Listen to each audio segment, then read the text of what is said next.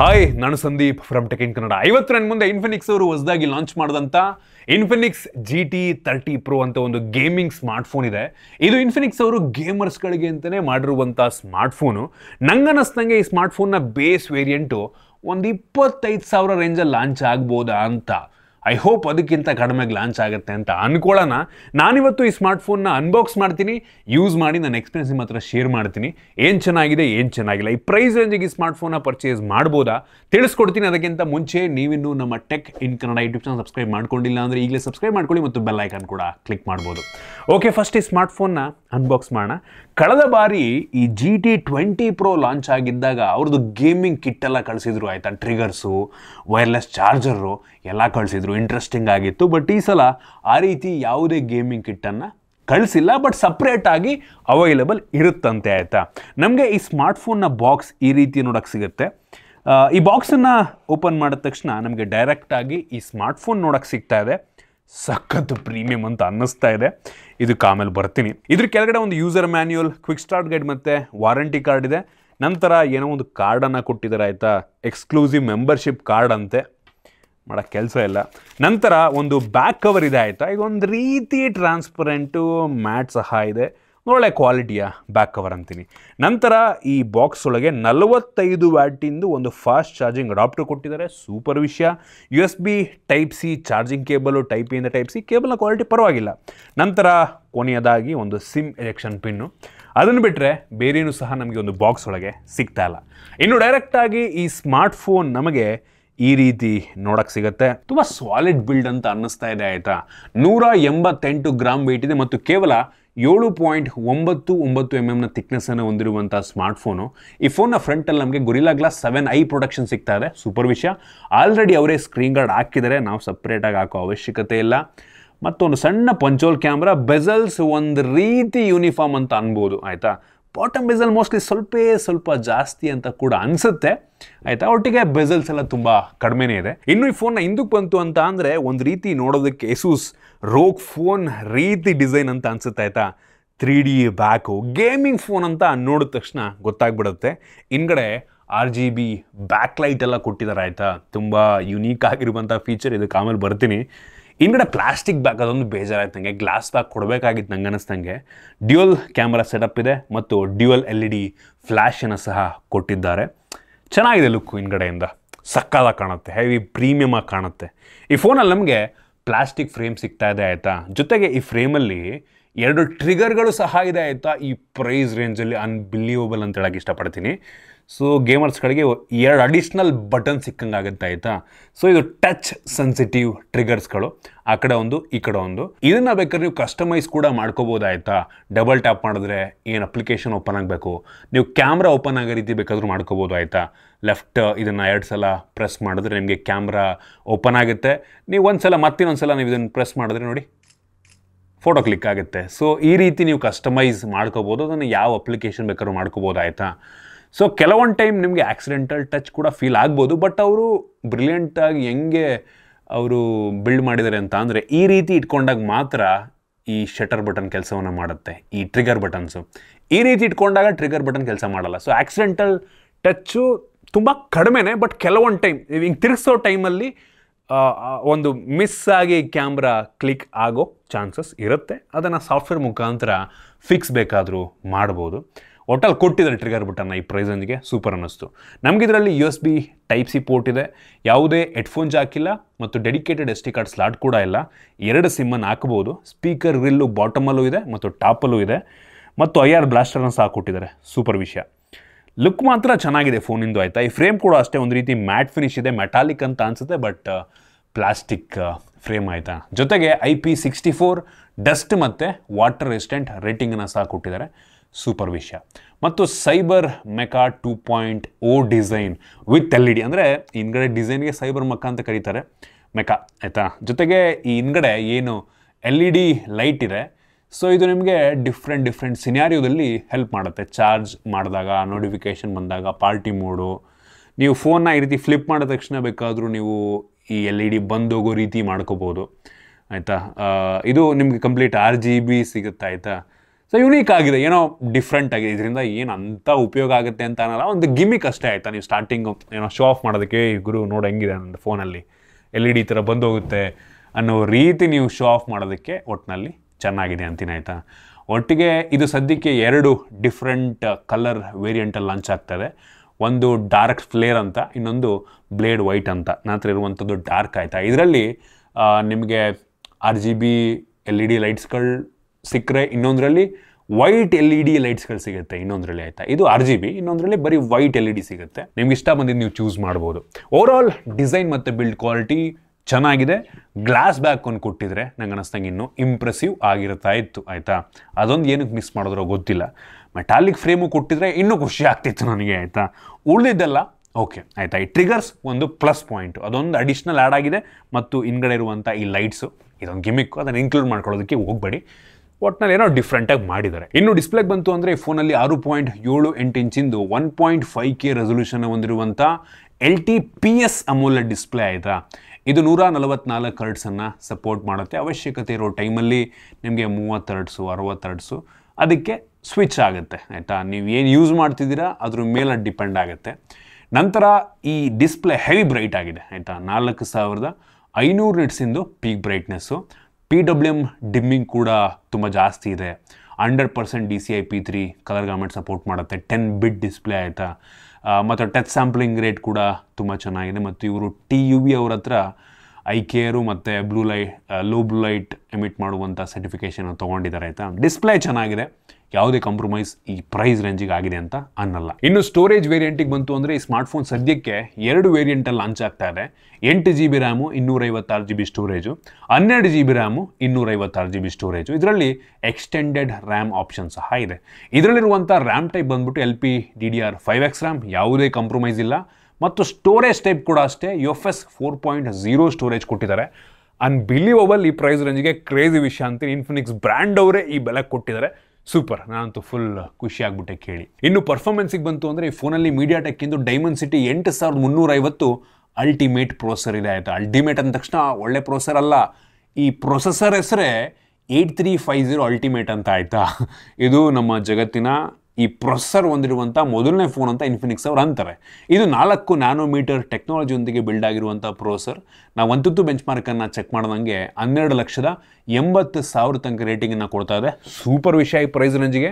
ನಾವು ಈ ಬೆಂಚ್ ಮಾರ್ಕನ್ನು ಮಾಡೋ ಟೈಮಲ್ಲಿ ಬ್ಯಾಟ್ರಿ ಡ್ರೈನ್ ಮತ್ತು ಟೆಂಪ್ರೇಚರ್ ವೇರಿಯೇಷನ್ನ ಕೂಡ ಚೆಕ್ ಮಾಡಿದ್ವು. ಬ್ಯಾಟ್ರಿ ಡ್ರೈನ್ ನಾರ್ಮಲ್ ಆಗಿದೆ ಆಯಿತಾ, ನಾಟ್ ಬ್ಯಾಡ್ ಅಂತೀನಿ. 6-7% ಬ್ಯಾಟ್ರಿ ಡ್ರೈನ್ ಆಯಿತು. ಯೂಶ್ವಲಿ ಬೇರೆ ಫೋನ್ಗಳಲ್ಲೂ ಕೂಡ ಆಲ್ಮೋಸ್ಟ್ ಅಷ್ಟೇ ಆಗುತ್ತೆ. ಮತ್ತು ಟೆಂಪ್ರೇಚರ್ ವೇರಿಯೇಷನ್ 49 ಡಿಗ್ರಿ ಸೆಲ್ಸಿಯಸ್ ತನಕ ಹೋಯಿತು. ಹೌದು, ಸ್ವಲ್ಪ ಬಿಸಿ ಫೀಲ್ ಆಗಬಹುದು.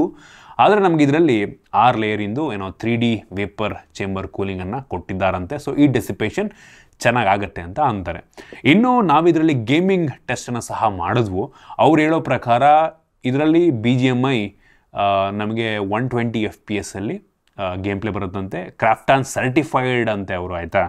ಮತ್ತು ಟ್ರಿಗರ್ಸ್ಗಳು ಸಹ ಇದೆ. GT ಶೋಲ್ಡರ್ ಟ್ರಿಗರ್ಸ್ ಅಂತ ಅಂತಾರೆ. ಸೊ ನಾವು ಇದನ್ನು ಕಸ್ಟಮೈಸ್ ಮಾಡ್ಕೋಬೋದು. ಅಡಿಷ್ನಲ್ ಬಟನ್ ರೀತಿ ಇದು ಕೆಲಸವನ್ನು ಮಾಡುತ್ತೆ. ಮತ್ತು 360 ಡಿಗ್ರಿನ ಆ್ಯಂಟನ ಕೊಟ್ಟಿದ್ದಾರಂತೆ. ಸೊ ನೆಟ್ವರ್ಕಲ್ಲೂ ಕೂಡ ಅನೌನ್ಸ್ಮೆಂಟ್ ಇದೆಯಂತೆ. ಮತ್ತು ಸ್ಮೂತ್ ಗೇಮ್ ಪ್ಲೇ ಬರುತ್ತೆ. ಇದರಲ್ಲಿ ಮೋಷನ್ ಬ್ಲರೆಲ್ಲ ಇದು ಮಾಡಿ ತುಂಬ ಸ್ಮೂತಾಗಿ ನಮಗೆ ಕಾಣೋ ರೀತಿ ಮಾಡುತ್ತೆ ಅಂತ ಕೂಡ ಅಂತಾರೆ. ಅದು ಎಷ್ಟು ಪ್ರಾಕ್ಟಿಕಲಾಗಿ ಕೆಲಸ ಮಾಡುತ್ತೆ ಅಂತ ಗೊತ್ತಿಲ್ಲ ಒಟ್ಟಿಗೆ. ಮತ್ತು MediaTek ಅವ್ರದ್ದು hyper engine adaptive gaming technology ಏನೋ ಯೂಸ್ ಆಗಿದೆಯಂತೆ ಆಯಿತಾ. ಸೊ ಗೇಮಿಂಗ್ ಸೀನ್ಸ್ನೆಲ್ಲ ಸ್ವಲ್ಪ ಚೆನ್ನಾಗಿ ನಮಗೆ ಔಟ್ಪುಟನ್ನು ಕೊಡುತ್ತೆ ಅಂತ ಅಂತಾರೆ ಆಯಿತಾ. ಪ್ರಾಕ್ಟಿಕಲ್ಲಾಗಿ ಎಷ್ಟು ಡಿಫ್ರೆನ್ಸ್ ಗೊತ್ತಾಗತ್ತೆ ಅನ್ನುವಂಥದ್ದು ಒಂದು ಪ್ರಶ್ನೆ ಆಯಿತಾ. ನಾವು BGMI ಚೆಕ್ ಮಾಡೋದಂಗೆ ಸ್ಮೂತಲ್ಲಿ ಅಲ್ಟ್ರಾ ಎಕ್ಸ್ಟ್ರೀಮ್ ತಂಗ ಹೋಗುತ್ತೆ. ಸೊ ಹೌದು, 120 FPS ಗೇಮ್ ಪ್ಲೇ ಸಪೋರ್ಟ್ ಮಾಡುತ್ತೆ. ತುಂಬ ಸ್ಮೂತಾಗಿತ್ತು ಗೇಮ್ ಪ್ಲೇ. ಮ್ಯಾಕ್ಸಿಮಮ್ ಅಂತ ಅಂದರೆ ಅಲ್ಟ್ರಾ HDR ತನಕ ಹೋಗುತ್ತೆ ಆಯಿತಾ. ಸೊ ಅಲ್ಟ್ರಾ HDRನಲ್ಲಿ ನಿಮಗೆ ಸ್ವಲ್ಪ ಅಲ್ಲಿ ಇಲ್ಲಿ ಸ್ವಲ್ಪ ಫ್ರೇಮ್ ಡ್ರಾಪ್ ಫೀಲ್ ಆಗಬಹುದು. ಒಟ್ಟಿನಲ್ಲಿ ಒಂದು ಲೆವೆಲ್ ಸ್ಮೂತ್ ಗೇಮ್ ಪ್ಲೇನೇ ಸಿಗುತ್ತೆ.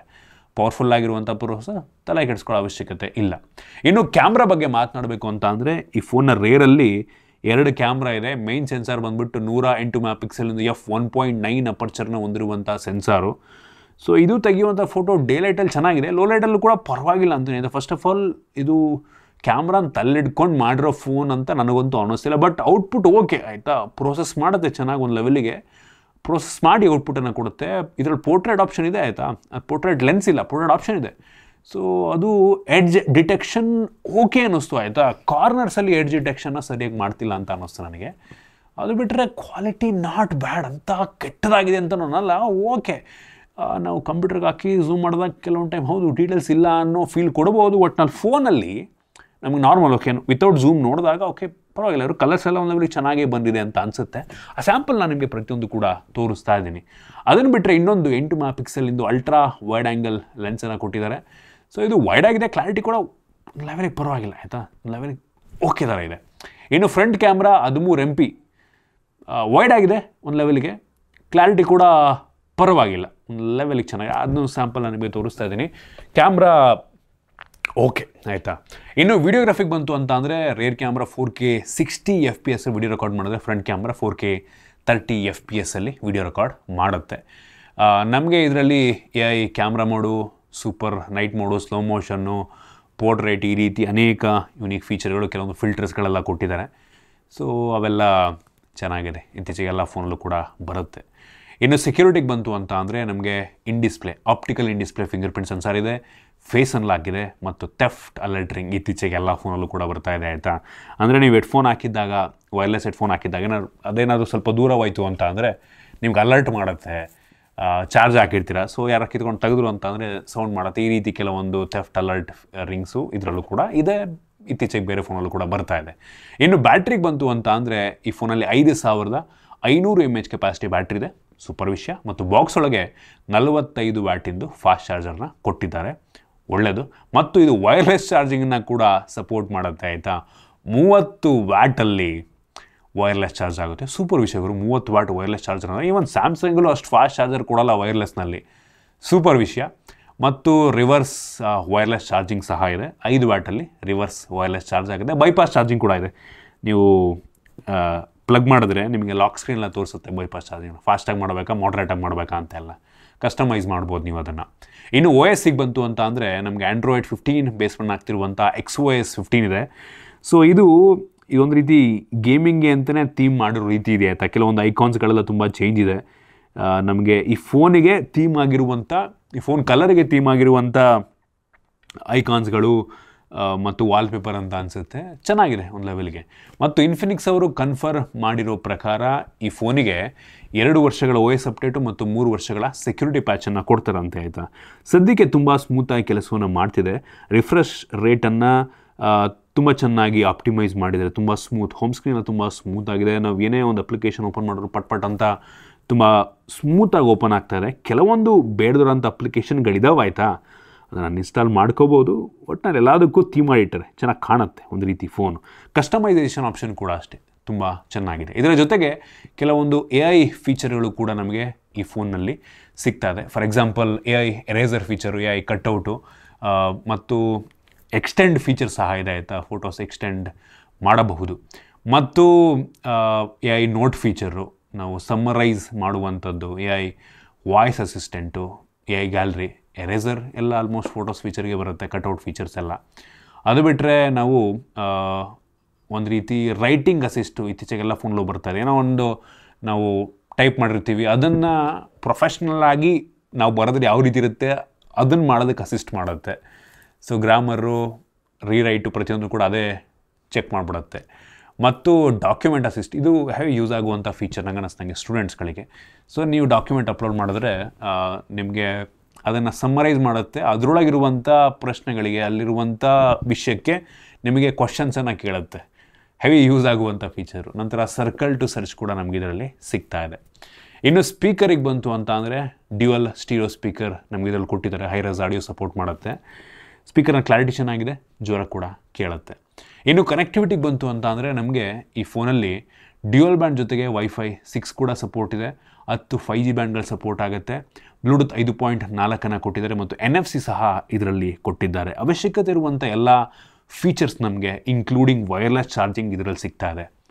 ಇದೇ ಫೋನ್ ಏನಾದರೂ ಬೇರೆ ಬ್ರ್ಯಾಂಡಲ್ಲಿ ಲಾಂಚ್ ಆಗಿದ್ದಿದ್ರೆ ಅನ್ಬಿಲೀವಬಲ್ ಫೋನ್ ಆಗಿರ್ತಿತ್ತು ಆಯಿತಾ.